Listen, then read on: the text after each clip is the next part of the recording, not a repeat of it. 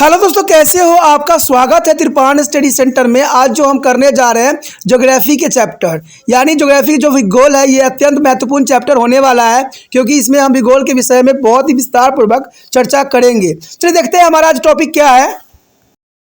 Structure of the atmosphere. What is the structure of the atmosphere here? The atmosphere is the integrated part of the earth. It is surround their earth from all the sides.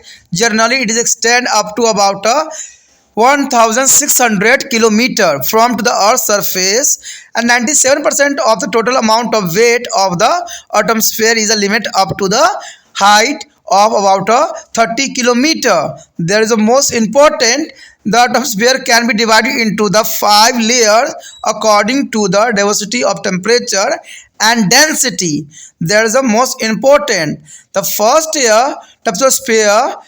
Second is a stratosphere, and the third is a mesosphere, and fourth is a ionosphere, and fifth is the exosphere. There is structure of the atmosphere is a 5 type. There is according to the temperature and density.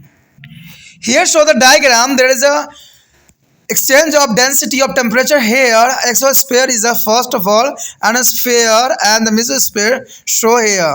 The 400 kilometer is the exosphere, and the less than the 80 kilometer here ionosphere, and there is the most important, and there is a down for down, and there is a come to there is the mesosphere and stratosphere and the troposphere pulse. There is the most important structure of the sphere on this diagram.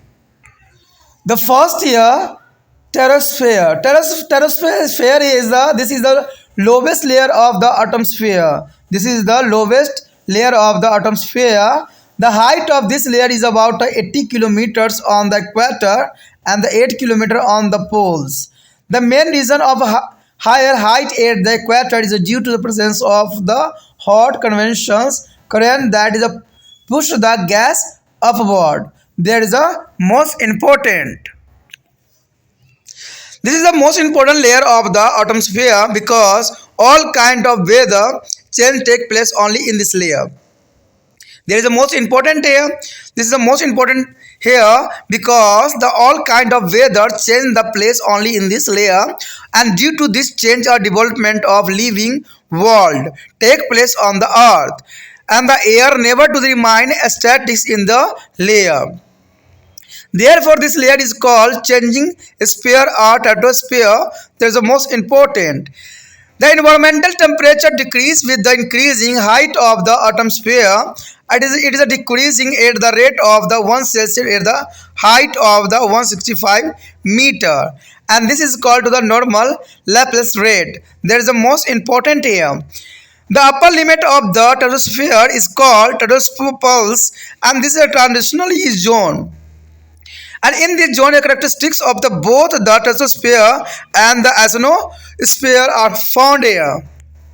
Stratosphere, there is the most important here. This layer is above to the stratosphere, and this layer is spread up to the height of 50 kilometers from the Earth's surface. It is an average 10 to 40 kilometers. There is the most important. The temperature remains to almost the same in the lower part of this layer up to their height of the 20 kilometers. After this temperature increasing slowly with the increasing in the height. The temperature increased due to the presence of the ozone gas in the upper part of this layer. The wealth related to incidents do not take place in this layer, and the air is below to horizontal here. Therefore, this layer is a considered idea for flying of aircraft. Our next layer is the mesosphere. The mesosphere, it is a third layer of the atmosphere spreading over to a stratosphere. They spread up to the height of 80 kilometers from the surface of the earth, and it is extent is 30 kilometers. The temperature goes on decreasing and drop up to the minus 100 Celsius. The meteors are falling star occur on this layer. There is a most important. The next layer, ionosphere. Ionosphere is the most important layer. This is the fourth layer of atmosphere. It is localized about to the mesosphere, and this layer is spread up to the height of 400 km from the surface of Earth. The width of this layer is about 3 kilometers. The temperature start to increasing again with the increasing height in this layer. An electrically charge is a current flow in this air and the sphere, and radio wave are the reflected back on the earth from this sphere, and due to this radio broadcasting has become possible. Their ionosphere is the reason for the radio broadcasting on possible. The next is here the exosphere. The exosphere is this last layer of the atmosphere localized above to the ionosphere and extend to the behind 400 km above the earth. The gases are very present in this sphere due to lack of gravitation force, and therefore the density of the air is very less here. The most important fact here, change of weather take place only in the troposphere, and change of weather condition do not take a pulses in the stratosphere, and this is the idle layer of the flying airplane. This aeroplane is the most important flying in the air or stratosphere, and ions are found to the abundance in the ionosphere. Ionosphere is reflect back the radio wave to the earth and make to the possible for the communication system. The communication system is a possible here is a present of ionosphere. Ionosphere is a reflect back the radio wave to the earth make a possible for a communication, and density air is the least of the exosphere. There is the most important point here, a density of air is the least is the exosphere.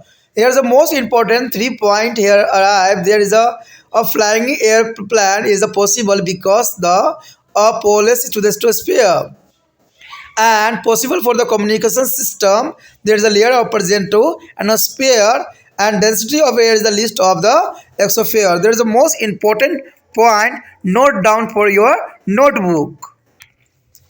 हमारे समक्ष जो अगला point आया है अत्यंत महत्वपूर्ण है, वायुमंडल की संरचना। देखिए वायुमंडल की संरचना किस प्रकार है।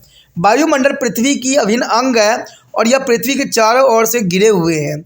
सामान्यतः यह धरातल के लगभग 1600 किलोमीटर की ऊंचाई तक ये फैला हुआ है, और वायुमंडल कुल भाग की जो मात्रा का 97% भाग लगभग 30 किलोमीटर की ऊंचाई तक ही सीमित है। तापमान और घनत्व की विविधताओं के आधार पर वायुमंडल को जो है 5 परतों में बांटा जा सकता है, यानी 5 परत जो है अत्यंत महत्वपूर्ण है, जिसको हम क्षोभ मंडल कहते हैं, समताप मंडल कहते हैं, मध्य मंडल कहते हैं, आयन मंडल कहते हैं और वही मंडल कहते हैं। ये कई मायने में बहुत ही इंपॉर्टेंट रखता है ये 5 परतें, चाहे वो क्षोभ मंडल हो, समताप मंडल हो, मध्य मंडल हो या आयन मंडल हो या वही मंडल हो। ये वायुमंडल की संरचनाओं को जो है बहुत ही विस्तृत और जो है खासियत से भरा हुआ बनाता है। इसी बात को अगर हम डायग्रामेटिक में अगर देखना चाहें तो आपको देख सकते हो कि 400 किलोमीटर पर जो है वही मंडल जो है अपना स्थान ग्रहण किए हुए शीर्ष पे बैठा हुआ है। उसके बाद आयन मंडल आता है, उसके बाद मध्य मंडल आता है, उसके बाद समताप मंडल आता है, और उसके नीचे जो है क्षोभ मंडल सीमाएं दर्शाया गया है। यहाँ पर देखा जाए तो आयन मंडल और मध्य मंडल के बीच में जो है रेडियोधर्मी तरंग जो है परिवर्तन का कार्य करता है, जिसके विषय में जो है विशेषताओं को हम आगे जो है विस्तार पूर्वक अध्ययन भी करेंगे। यहाँ पर जो हमारा पहला पॉइंट आया है क्षोभ मंडल। देखिए क्षोभ मंडल की जो है क्या विशेषताएं हैं, क्षोभ मंडल की विशेषताओं को जो है यहाँ पर हम जानने की कोशिश करेंगे। तो हम देखा जाए तो यह वायुमंडल की सबसे निचली परत के रूप में होती है, यानी वायुमंडल के सबसे नीचे परत जो है वायुमंडल के सबसे निचले परत के अंतर्गत आता है, और इस परत की ऊंचाई विषुवत पर जो है वृत्त पर लगभग 18 किलोमीटर और ध्रुव पर इसकी ऊंचाई केवल 8 किलोमीटर ही है। ऊंचाई की विभिन्नताओं का मुख्य कारण जो है विवृत का तेज संवहनी धाराओं का चलना, जो धरातल की ऊष्मा को अधिक ऊंचाई तक ले जाता है। उसके पश्चात जो है तीसरा वायुमंडल की यह सबसे जो है महत्वपूर्ण परत है, क्योंकि इसी परत में सभी प्रकार के मौसमी परिवर्तन होते ही रहते हैं, और इन परिवर्तनों के कारण जो है पृथ्वी पर जीव जगत की उत्पत्ति एवं विकास होता है। इस भाग में वायु जो है कभी शांत नहीं रहती है और इसलिए इस मंडल को जो है परिवर्तन मंडल या क्षोभ मंडल भी कहा जाता है। इस मंडल की ऊंचाई बढ़ने के साथ साथ जो है तापमान में कमी होती चली जाती है तथा प्रति जो है 165 मीटर की ऊंचाई पर जो है औसतन 1 सेल्सियस तापमान घटता जाता है। इससे ही जो है सामान्य ताप हर्ष दर कहा जाता है। तो ये काफ़ी इम्पोर्टेंट यहाँ पर बात आता है। अगर हम क्षोभ मंडल की ऊपरी सीमा से लगे क्षेत्र को जो है क्षोभ सीमा कहते हैं, तो यह एक संक्रमण क्षेत्र है जिसमें जो है क्षोभ मंडल की जो है समताप मंडल की मिली जुली विशेषताएं पाई जाती है, जो कि काफ़ी इम्पोर्टेंट बात को यहाँ दर्शाता है। उसके पश्चात है हमारा समताप मंडल। देखिए समताप मंडल क्या है और इसकी क्या विशेषता है। देखिए यह जो है क्षोभ मंडल के ऊपर की एक परत है, यानी यह क्षोभ मंडल के ऊपर की एक परत है और इसकी धरातल से ऊंचाई लगभग 50 किलोमीटर है, यानी 50 किलोमीटर जो है धरातल से है और कि इसकी जो औसतन मोटाई लगभग 40 किलोमीटर के समान मानी जा सकती है, जो कि इसकी इम्पोर्टेंट को दर्शाने के लिए पर्याप्त है। कहते हैं इसी परत के निचले भाग में जो है 20 किलोमीटर तक की ऊंचाई तक तापमान जो है लगभग सामान्य रहता है और इसके बाद ऊंचाई बढ़ने के साथ साथ जो है तापमान धीरे धीरे बढ़ता ही चला जाता है और इस परत के ऊपर भाग में ओजोन के होने के कारण ही तापमान सदैव बढ़ता रहता है। इस मंडल जो है में किसी प्रकार की जो है मौसम की घटना नहीं घटती है और यह वायु को क्षैतिज चलाती रहती है और इसी कारण यह परत जो है वायुयानों की उड़ानों के लिए आदर्श माना जाता है। यानी जो एरोप्लेन चलती है इसी मंडल में चलती है और ये वायुमंडल में जो है वायुयानों को उड़ाने के लिए बहुत ही आदर्श जो है मंडल के रूप में देखा जा सकता है। उसके पश्चात है मध्य मंडल। देखिए मध्य मंडल की क्या विशेषता है। समताप मंडल के ऊपर वायुमंडल की तीसरी परत का जो है विस्तार है और इसे जो है मध्य मंडल ही कहते हैं। इस परत की ऊंचाई धरातल से जो है 80 किलोमीटर तक मापी जाती है और इसकी मोटाई जो है 30 किलोमीटर के सामान्य है। तो ये काफ़ी मानने में इम्पोर्टेंट बात यहाँ पर आ जाती है। कहते हैं अगर हम तीसरी बात करें तो इस मंडल में तापमान पुण्य कम होने लगता है, यानी यहाँ से जो है तापमान बहुत कम होने लगता है। 80 किलोमीटर की ऊंचाई पर जो है तापमान 16 सेल्सियस से -100 सेल्सियस तक नीचे चला जाता है। यानी जैसे ऊंचाई पे आप जाओगे यहाँ पर जो है तापमान कम होना एक स्वाभाविक बात बन जाती है। उसके पश्चात हमारे समक्ष है आयन मंडल। तो ये आयन मंडल की भी अपनी एक विशेषता है और इस विशेषता से जो है हम जो है अनभिज्ञ तो नहीं रहना चाहते। कहते हैं आयन मंडल जो है यह वायुमंडल की चौथी परत के रूप में है और यह मध्य मंडल के जो है ऊपर स्थित होती है। इस परत की ऊंचाई धरातल से जो है 400 किलोमीटर तक है और इस मंडल की मोटाई लगभग 300 किलोमीटर आंकी गई है। इस मंडल में तापमान ऊंचाई के साथ पुण्य बढ़ता ही चला जाता है और इस मंडल में वायु में जो है विद्युत अवशोषित तरंगें प्रभावित होती रहती है और रेडियो तरंग इसी मंडल से जो है परिवर्तित होकर पुनः जो है पृथ्वी पर लौट आती है, जिसे हम रेडियो प्रसारण संभव होता है। आपको पता है कि रेडियो जो है प्रसारण इन्हीं कारणों से होती है कि इसकी तरंग जो है आपस ये रिटर्न कर देती है और ये सब जो है आयन मंडल में ही देखने को मिलता है। उसके पश्चात अंतिम जो है हमारे समय वायुमंडल है। वायुमंडल आयन मंडल के ऊपर स्थित जो है परत वायुमंडल के अंतिम परत के रूप में होती है और इस मंडल में जो है गुरुत्वाकर्षण के प्रभाव की कमी के कारण गैस अति विरल हो जाते हैं। अतः यहाँ वायु का घनत्व बहुत ही कम रहती है। तो ये काफ़ी इम्पोर्टेंट है।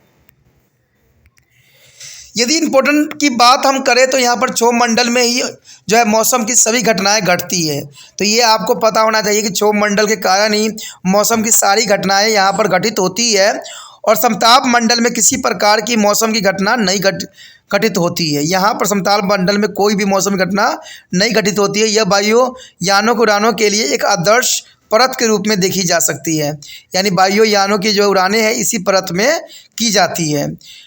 जो है आयन मंडल में आयन की प्रधानता आयन रेडियो तरंगों की पृथ्वी पर परिवर्तित करके जो है संचार व्यवस्थाओं को संभव बनाती है। देखिए यहाँ कई मानने में जो है यूपीएससी एग्जाम के रिगार्डिंग भी क्वेश्चन ये हो सकता है कि हमारा जो है किस लेयर में जो है उड़ाने के लिए आदर्श परत के रूप में देखा जा सकता है। तो आपको अगर पता रहेगा कि समताप मंडल है तभी आप उसको आंसर कर पाओगे।